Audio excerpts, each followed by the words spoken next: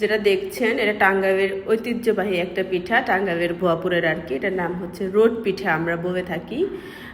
টাঙ্গাইলেও অনেক পিঠা আছে যেগুলো আমি কখনো খাইনি, সো জানি না। টাঙ্গাইলের ভুয়াপুর এটাকে রোড পিঠা বলা হয়। এটা বানানোর প্রসিডিউরটাও খুবই ইউনিক, যেটা হচ্ছে যে এটা সব কিছু মিক্সড করে হচ্ছে একসাথে দিয়ে চুলাতে দিয়ে দিতে হয়, তাওয়ায় দিয়ে।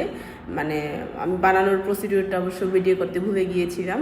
মানে চুলার নিচে থেকেও হচ্ছে আগুন আসবে, উপরেও মানে এটার উপরেও হচ্ছে কলা পাতা থাকে, কলার পাতার উপরেও আগুন থাকে। মানে ওই ছাই গরম কয়লার আগুন দিয়ে পুরা হয়, মানে দুইটার তাপে এটা সিদ্ধ হয়।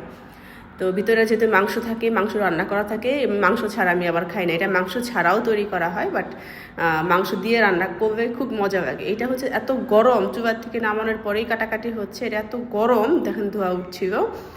আর আমি এখন এক পিস খাবো। যখন চুলার থেকে নামানো হয় এটা অনেক নরম থাকে, বাট আস্তে আস্তে ঠান্ডা